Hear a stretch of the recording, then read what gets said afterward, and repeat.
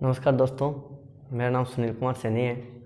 मैं तहसील सदासर जिला चूरू का रहने वाला हूँ। मैंने रीट परीक्षा 2018 में 132 मार्क्स के साथ राजस्थान के अंतर्गत 50वीं रैंक हासिल की है और इस पल के बाद में शायद वो 44-45 हो गई है।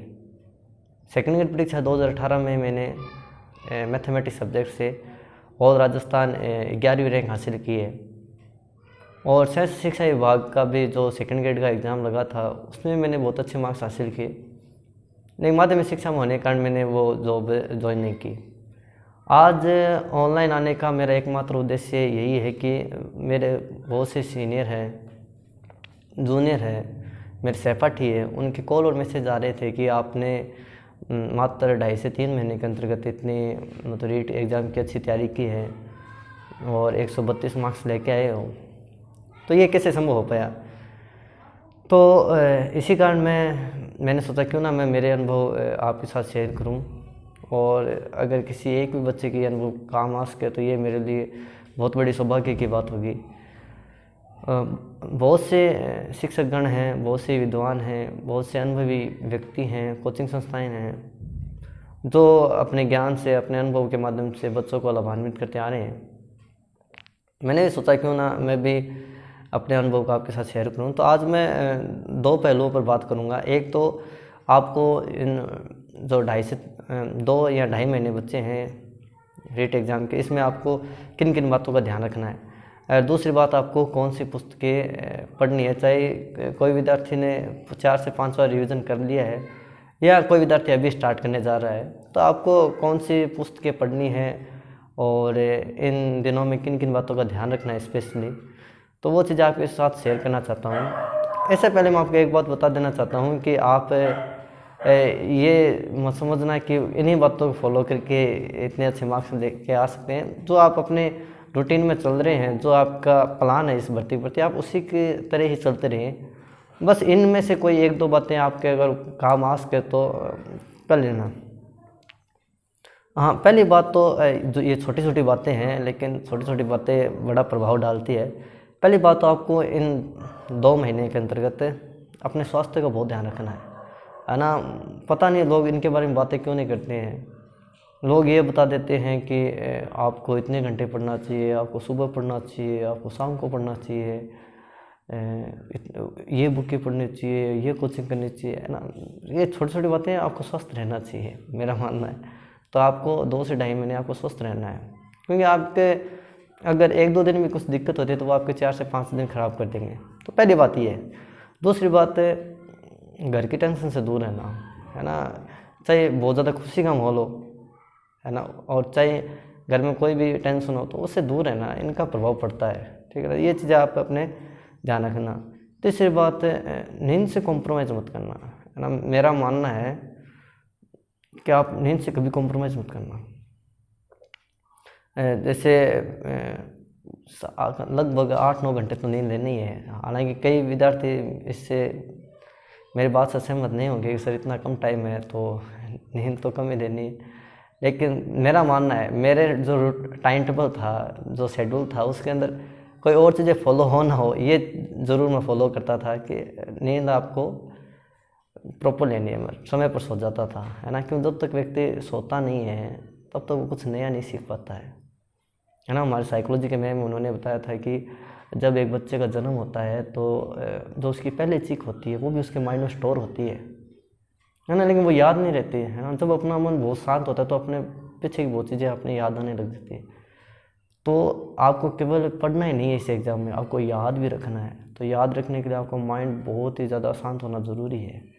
तो इस चीज़ के बारे में आप ध्यान रखना। नींद से कॉम्प्रोमाइज़ मत करना, 8-9 घंटे नींद लेनी है। इसके बाद में अपने जो माता पिता है, गुरुजन हैं, अपने आस पड़ोस में वो सभी रिश्तेदार या दोस्त हैं जो आपके मोटिवेट रखे, जो आपको आपकी एनर्जी के बारे में बताते रहे, आपको प्रेरणा दें। मैं एक शब्द में बोलूँ तो जावंत जी को अपने पास रखिए, जो आपकी शक्ति से आपका परिचय करा सके, है ना। नेगेटिव लोगों से दूर रहना, इनका बहुत इफेक्ट पड़ता है। नेगेटिविटी से दूर रहना। लगे कि ये कोई भी सहपाठी या कोई भी ये व्यक्ति है जो आपको डिस्टर्ब कर रहा है या फिर नेगेटिव है, तो इस एग्ज़ाम के प्रति तो उनसे दूर रहना। हाँ, एक बात एग्ज़ाम से पहले नकारात्मक से दूर रहना ही है, और सोशल मीडिया से दूर रहना है ना। कुछ बच्चे चलो इन दिनों में कई कोर्सेज खरीद रखे हैं, उनसे पढ़ रहे हैं तो कोई दिक्कत नहीं है, लेकिन मेरा मानना है अब मोबाइल के ज़रिए या फिर इन सोशल मीडिया से पढ़ने से अभी कोई मतलब नहीं है ना। आप बुक से ज़्यादा पढ़ो, है ना। अभी आप जितना ज़्यादा बुक पर ध्यान दोगे उतना ही फ़ायदा है। आप बुक को बार बार रिवाइज करो। जो ये सोशल मीडिया है उससे आप मत पढ़िए, है ना। कोई तो बहुत सारे विद्यार्थी ऐसे हैं जो इन पर क्वेश्चन निकालते हैं, क्विज़ निकालते हैं, तो मेरा मानना है कि अभी इनसे फ़ायदा नहीं है। हाँ, कुछ चीज़ें हो सकती है, जैसे मैंने भी 1-2 टॉपिक थे वो क्लियर नहीं हो रहे थे, जैसे हिंदी के अंदर पदबंध था, है ना, मेथड के कुछ है, तो ज़रूर पढ़ लिए थे वो, लेकिन ज़्यादा टाइम वेस्ट मत करना इस पर, ठीक है ना। जितना ज़्यादा बुक पढ़ोगे उतना ही आपका फ़ायदा है। टेस्ट सीरीज, तो टेस्ट सीरीज़ में आप कुछ बच्चे कह रहे हैं कि हमें ज़्यादा से ज़्यादा टेस्ट सीरीज़ निकालनी चाहिए। हाँ, टेस्ट सीरीज़ निकाल लो आप, लेकिन जो आपके बुक्स है जो 6 से लेकर 10 तक की है उनके पीछे क्वेश्चन निकाल लो, या फिर कोई गाइड दे रखे उनके पीछे क्वेश्चन निकाल लो। आप कोई ऑनलाइन टेस्ट सीरीज ज्वाइन करते हो, क्योंकि कई बार होता है कि कोई कोचिंग अपना स्टैंडर्ड बढ़ाने के लिए लेवल के क्वेश्चन दे देते हैं, और बस यही बच्चा यही मात करता है ना। आपको बता देना चाहता हूँ कि रीट एग्ज़ाम में माध्यमिक शिक्षा बोर्ड कंडक्ट करवा रहा है, और 6 से 8 तक और उन्हीं की बुक लगती है 6 से 10 तक की, तो वो अपनी बुक से ही क्वेश्चन देंगे ना, आप क्यों किसी गाइड से क्वेश्चन देंगे। तो मेरा मानना है आप किसी गाइड के चक्कर में मत पड़िए, और टेस्ट सीरीज़ भी वही ज्वाइन कीजिए जो इस पेपर के स्टैंडर्ड का पेपर बनाए, है ना, वरना कोई मतलब नहीं है, थोड़ा ध्यान रखना। अभी लॉकडाउन हुआ था तो बहुत सारे बच्चे इससे, बहुत सारे जो सहपाठी है, विद्यार्थी है, वो इससे विचलित हुए थे, थोड़ा माइंड डिस्टर्ब हुआ था। तो थोड़ा सा अपना माइंड वापस सेट करके, क्योंकि ये एग्ज़ाम के लिए बहुत मायने रखता है, तो आप इस एग्ज़ाम के बाद जो आपको सफलता मिलेगी उसको याद करके अपना माइंड सेट करके वापस पढ़िए। और जब आप बहुत अच्छी तरीके से मटेरियल पढ़ लोगे तो मैं आपको बताना चाहता हूँ कि अंतिम समय में आपको लगने लग जाएगा, है ना, आपको सपने में ही आने लग जाएगा कि हाँ आप जॉब लग गए हो, ये चीज़ें हो रही है। जिस दिन आपके पास ये हो जाए तो ऐसे मान लेना आप जॉब लग जाओगे। और कभी भी डिमोटिवेट हो तो 5 मिनट के लिए थोड़ा शांति से बैठकर अपने जो पुरानी समरी है, जो यादें हैं, उनको याद कर लेना, जिसमें आपने कुछ बहुत अच्छा प्राप्त किया है। जैसे आपने कोई 10th क्लास के अंदर बहुत अच्छे मार्क्स आए, या फिर आपको कभी बहुत बड़ी शाबाशी मिली है, या फिर आपके जीवन का ऐसा पल जो आपको बहुत ज़्यादा खुशियाँ देता है, आपकी जो स्ट्रेंथ है उसको बताता है, तो वो चीज़ आप याद करोगे ना तो इसका बहुत अच्छा प्रभाव पड़ेगा। अब मैं ज़्यादा टाइम वेस्ट नहीं करते बुक पर आ जाता हूँ, है ना। बुक कैसे पढ़ना है, तो पहली तो बात है जो आप ज़्यादातर आप ध्यान रखना 6 से 10 तक की ही बुक पढ़नी है, इससे बाहर कुछ नहीं जाएगा। चलो मैं एक एक टॉपिक पर बात करता हूँ। जैसे साइकोलॉजी है, तो साइकोलॉजी मेरा मानना है कि जो पीछे का जो पेपर था 2018 का रीट का, तो शायद ही किसी गाइड से वो क्वेश्चन आए होंगे, कोई एक दो क्वेश्चन को छोड़ दें, तो फिर साइकोलॉजी अच्छे कैसे किए। तो मेरे उसमें 26 मार्क्स आए थे। तो वैसे तो अभी टाइम नहीं है कोचिंग करने का, और मूर्खता है अभी कोचिंग करना, तो लेकिन मैंने कैसे तैयारी की आपको बताता हूँ। जैसे साइकोलॉजी के अंतर्गत मैंने सबसे पहले जैसे वंदना जादौन के प्रभात गाइड है वो पढ़ी, फिर फर्स्ट रैंक के जो पीछे क्वेश्चन है वो निकाले।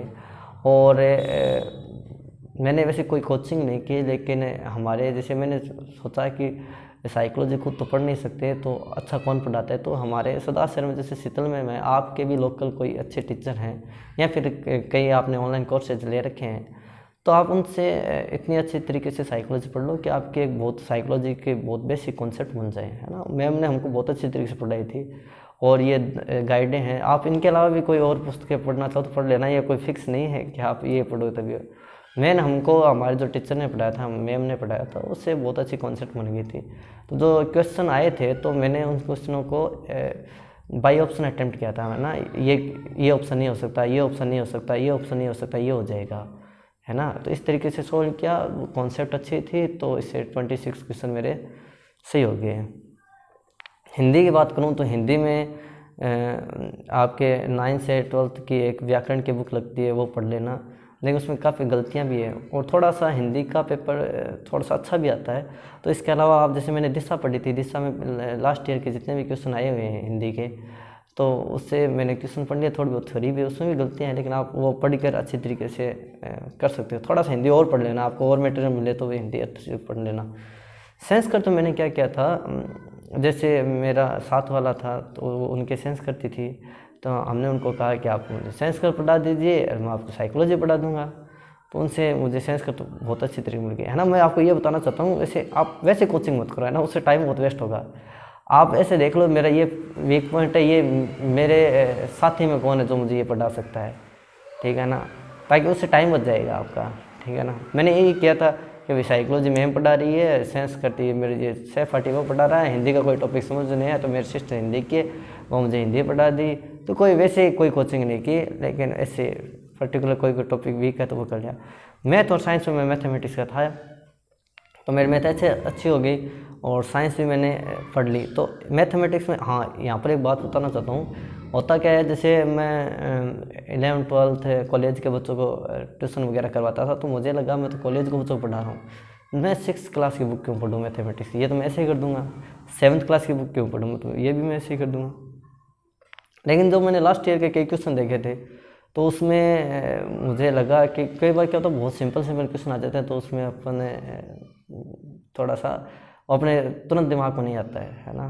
तो मैंने फिर सोचा, मेरे दोस्त ने कहा कि हमको 6 से 10 तक की बुक पढ़नी चाहिए, है ना, अपने ईगो को त्याग कर, है ना, पढ़नी चाहिए, क्योंकि इन्हीं बुक क्वेश्चन तो इन्हीं में से आएंगे। तो आप ये गलती मत करना कि मैं मैथमेटिक्स का हूँ तो ये तो क्या पढ़ूँ, मैं हिंदी का हूँ तो मैं हिंदी तो पढ़ लूँ, क्या पढ़ूँ और चीज़ें पढ़ लूँ, तो ये गलती मत करना, ठीक है। तो 6 से 10 तक के मैथमेटिक्स हुबहू क्वेश्चन आते हैं, आपको बता देता हूँ। 9th क्लास से, 10th क्लास से, 6th क्लास से, 7th क्लास से हुबहू क्वेश्चन आते हैं, तो आप अच्छी तरीके से पढ़ लेना, उसके अच्छी तरीके से कॉन्सेप्ट बिल्ड कर लेना, ठीक है।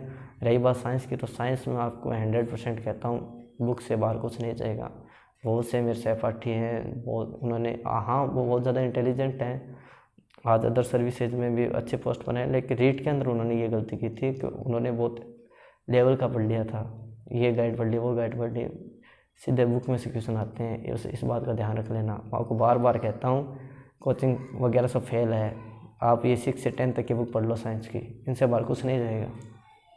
बहुत सारे चैप्टर हैं, जैसे अंतरिक्ष शहर है जो 8th क्लास के अंदर है, कंप्यूटर का चैप्टर है वो 7th क्लास के अंदर रहता है, बहुत से चैप्टर ऐसे हैं जो आपको बुक में हूबहू मिल जाएंगे, तो आप उनको अच्छी तरीके से पढ़ो। मैं क्या करता था कि जैसे मैंने एक बार बुक सीधी रीडिंग कर ली, फिर पेंसिल से जो इंपॉर्टेंट थे उन पर लाइन ऐसे पेंसिल चला चला के उसको पढ़ता था, फिर उन पर पेन चला के पढ़ता था, किताब के नोट्स बना लिए मैंने, पेन चला पढ़ता, फिर लास्ट मार्कर से पढ़ता था। तो मतलब आप उन बुक की हालत देखो तो पढ़ने लायक नहीं है, लेकिन वो याद हो जाता है, क्योंकि आपको याद रखना है। बड़ी बात ये है ना, इतना नॉलेज होता सबके पास है, याद रखना जरूरी है, तो उन्हीं चीज़ को रिवाइज करो, मैटर कम पढ़ो, उन्हीं को रिवाइज करो ना। आप मानोगे नहीं, मैंने सबसे, शायद मैं ही हूँ वो जिसने सबसे कम मटेरियल के साथ रीट में इतने अच्छे मार्क्स लेके आया था।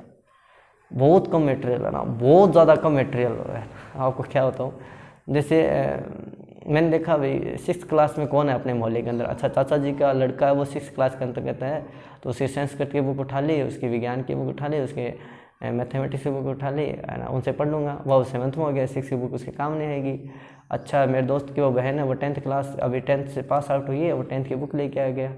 अरे इसका मतलब ये नहीं है वो बुक नहीं खरीद सकता, लेकिन कई बच्चे कहते हैं ना मेरे पास ये नहीं है, मेरे पास वो कोर्स नहीं है, वो तो जयपुर से कोचिंग करके आया, वो जोधपुर से कोचिंग करके आया, उसने 10 बार रिवाइज कर लिया, तो ये चीज़ें कुछ नहीं है ना। आप, मैं कह रहा हूँ ना, मैंने 2 से ढाई महीने के अंतर्गत, मात्र 2 से ढाई महीने के अंतर्गत पढ़कर ये इतना अच्छे मार्क्स लेके आ गया हूँ। हालांकि थोड़ा बेस अच्छा था, मेरे 10th में बहुत अच्छे परसेंटेज थे, 83, 12th में 85, मैथमेटिक्स में मेरे 88, बहुत अच्छे परसेंटेज थे, साइंस करते मेरे 95 मार्क्स आए हुए हैं, तो बेस तो अच्छा था ही। लेकिन आप चाहो तो अभी भी जो जिन बच्चों ने तैयारी नहीं की है तो अभी भी पढ़ सकते हैं, और जो बच्चे रिवाइज करें उनको उन्हीं बुक को रिवीजन करना चाहिए। कई बार होता है क्या है कि हम जो मटेरियल एक बार पढ़ लेते हैं तो हमको ऐसा लगता है और पढ़ना चाहिए ना, उन्हीं को रिवाइज करो आप। तो ये चीज़ें आप ध्यान रखना। और संस्कृत के अंतर्गत भी 6 से 10 तक की बुक, उसी में व्याकरण का जो चैप्टर है वो पढ़ लेना। और मेथड ऑफ सुफलम की बुक आती है शायद, उनसे पढ़ लेना।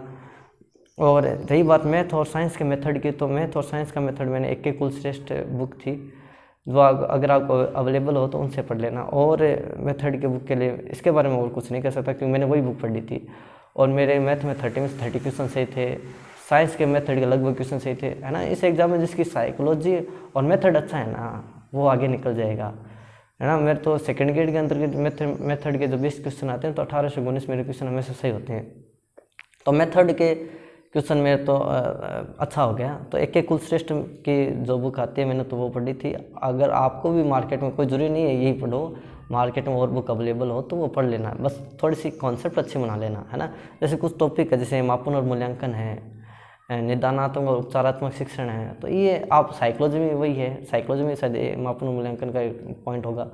और विज्ञान में भी वही है, मैथमेटिक्स में वही है। तो ये टॉपिक तो सबके मेथड में है, तो ये इस टॉपिक को बहुत अच्छी तरीके से कर लो तो सब में काम आ जाएगा। निदानात्मक उपचारात्मक शिक्षण है, इसको अच्छी तरीके से कर लो, ये सब में काम आ जाएगा।